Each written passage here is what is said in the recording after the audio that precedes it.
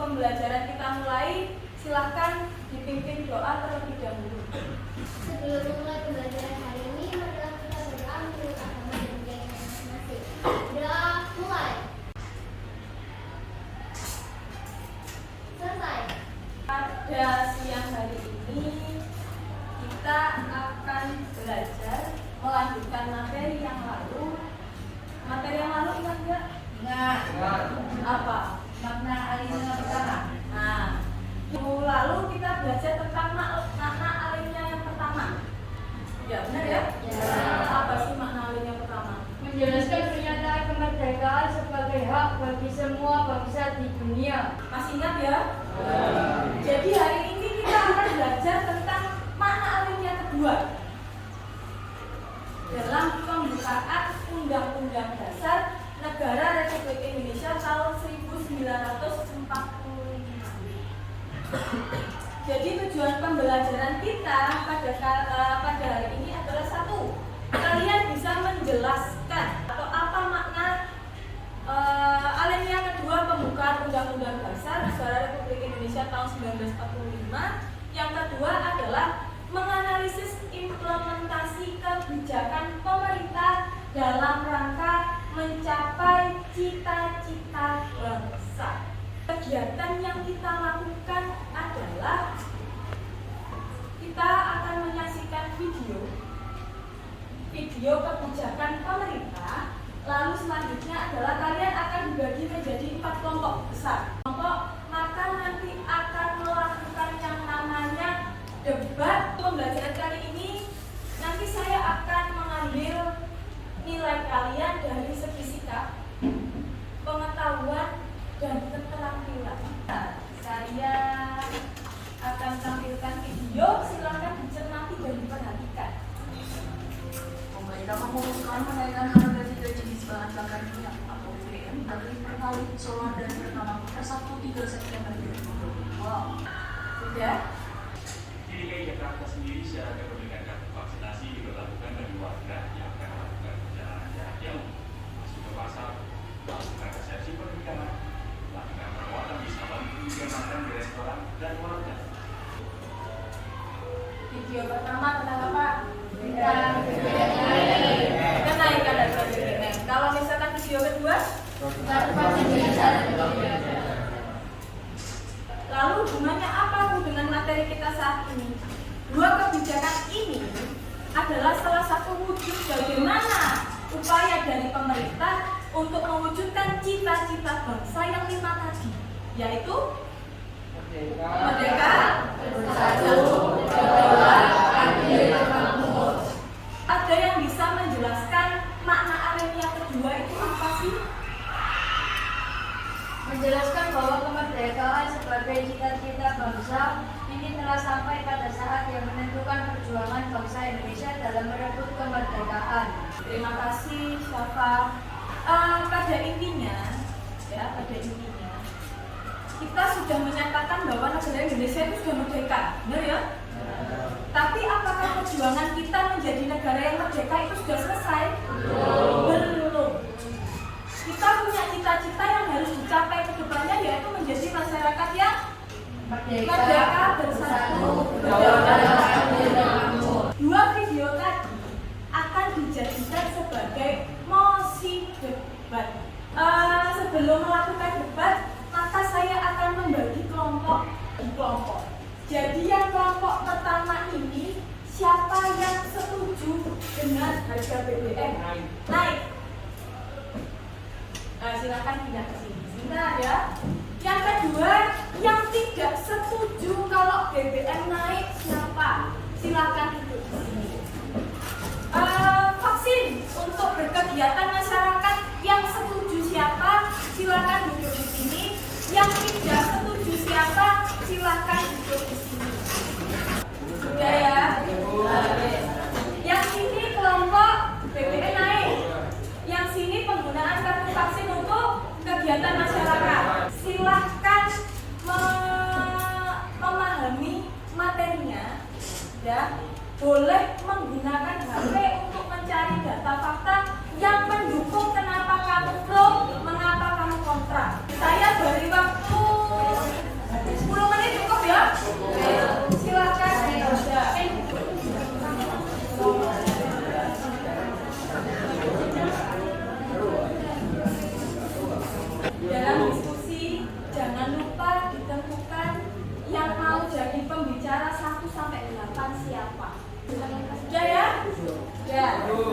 Yang mau coba duluan tim kenaikan BBM apa tim sertifikat vaksin? Tim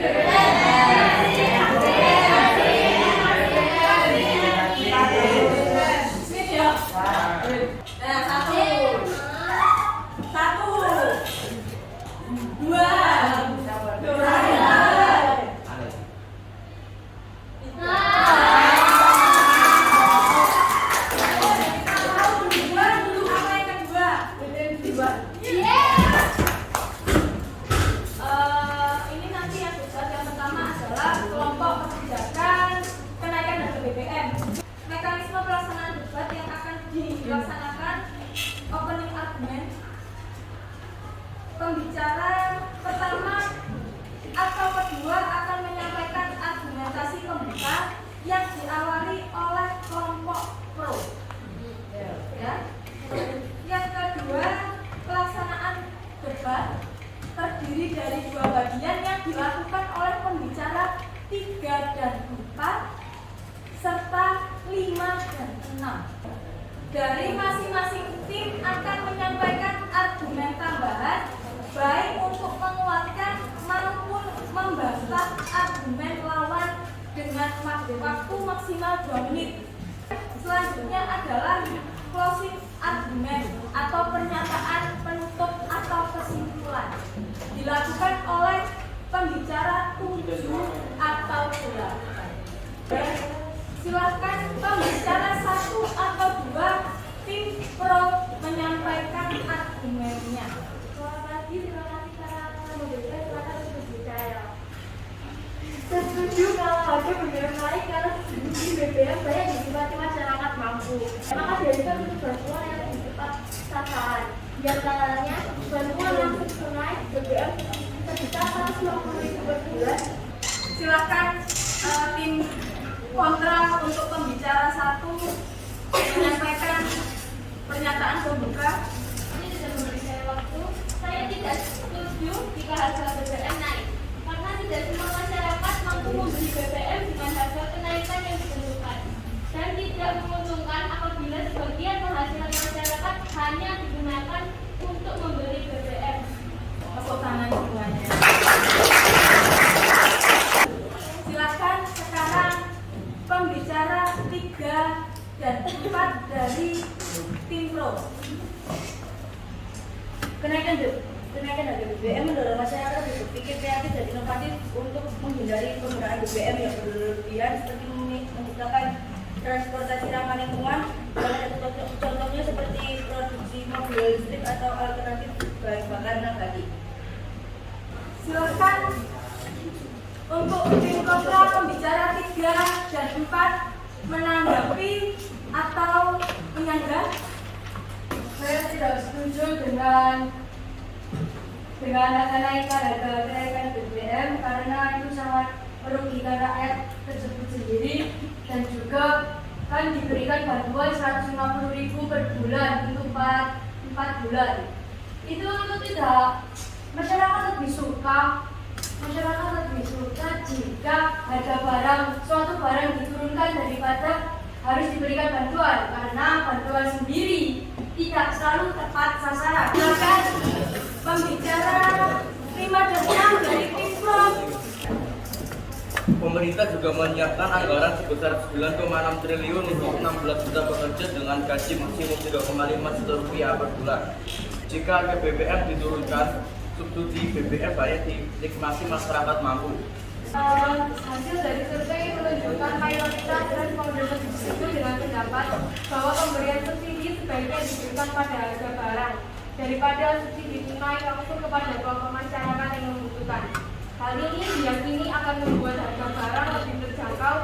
Silakan pembicara 7 dan 8 tim pro closing statement atau menyimpulkan hasil debat tim kalian. Saya akan menyimpulkan hasil debat dari tim kami. Jika harga BBM diturunkan, subsidi BBM banyak dinikmati masyarakat mampu, sedangkan pemerintah telah memberikan bantuan langsung tunai BBM sebesar Rp150.000 per bulan. Pembicara 7 dan 8 tim kontra. Kesimpulan kita dapat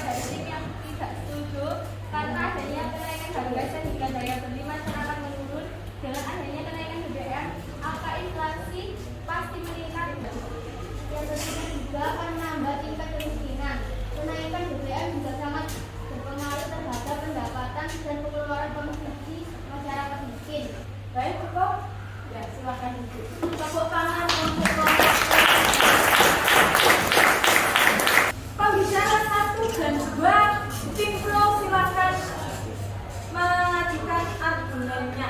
Saya setuju, sertifikat vaksin menjadi syarat akses pelayanan publik karena dapat dipastikan orang yang tersebut tidak kebal dari penularan COVID-19 juga sama. Pembicara 1 dan 2 tim kontra menyampaikan argumennya. Silakan duduk tim pro.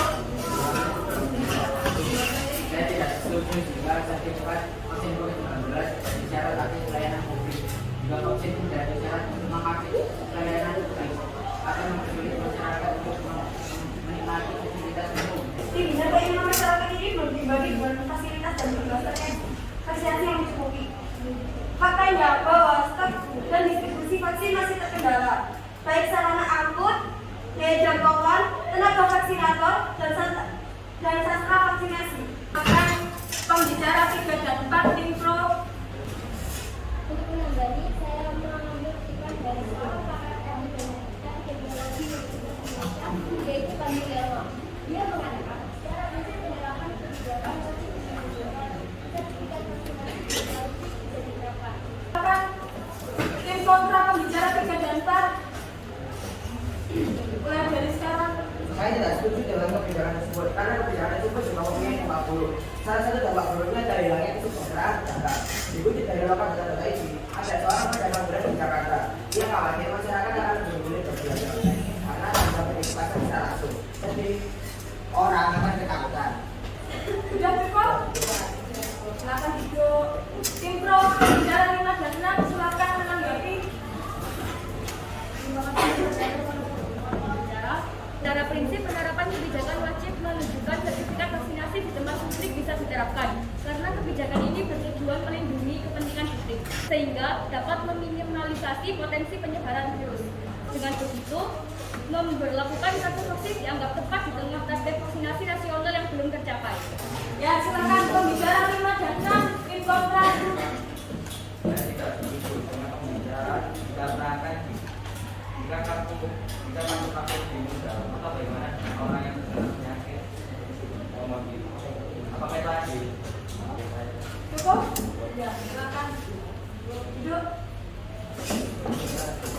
Terakhir, pembicara 7 dan 8 silakan closing statement atau kesimpulan. Bisa disimpulkan bahwa manfaat menggunakan kartu vaksin yaitu kita bisa mencapai tingkat vaksinasi nasional dan bisa mencegah terjadinya penyebaran virus corona yang ada di Indonesia ini. Pembicara 7 dan 8 tim kontra. Kesimpulan yang bisa saya ambil dari sini adalah kami tidak setuju karena masyarakat sangat terbatasi dengan adanya ini sehingga menyebabkan masyarakat tersebut karena hal ini. Sudah selesai, silakan tepuk tangan untuk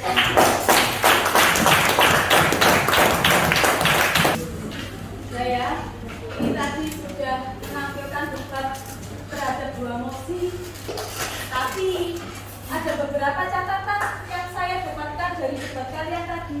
Pertama, sangat baik karena ketika kamu berargumen, saya setuju Bu, saya tidak setuju Bu, maka disertai dengan data dan fakta. Yang kedua, ketika lawan berkomunikasi, yang depan kadang tidak memperhatikan dan yang sedang komunikasi ini tidak memperhatikan lawannya. Ketiga, masalah menghargai. Tadi saat debat, temannya yang tidak debat di sisi kanan dan kiri masih ngobrol sendiri. Sekarang saya bagikan latihan soal untuk mengukur pengetahuanmu, bagaimana sih pengetahuanmu setelah pembelajaran kali ini. Dan silakan dikerjakan. Saya beri waktu 10 menit untuk mengerjakan, setelah itu silakan disimpulkan.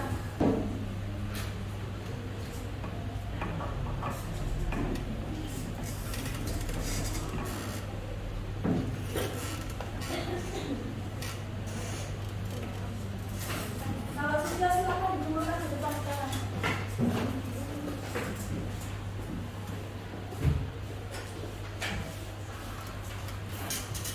Apa yang dapat kita simpulkan dalam pembelajaran pada siang hari ini? Apa? Silakan siapa? Kita bisa mengkritik pemerintahan lainnya. Silakan Dinda. Makna yang kedua.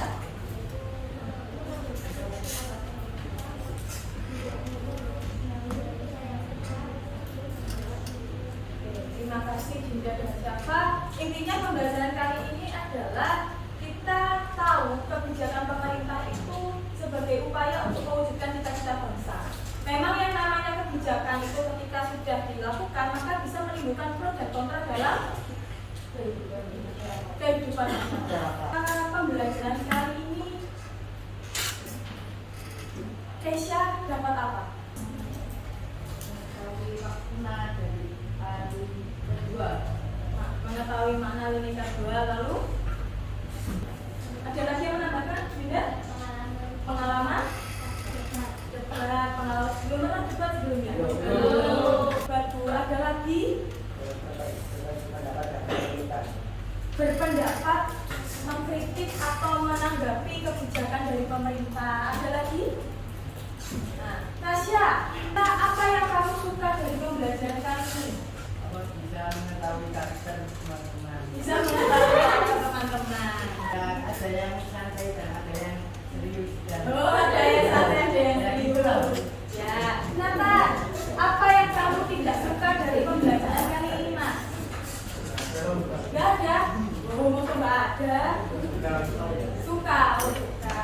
Silahkan dipimpin doa untuk mengakhiri pembelajaran.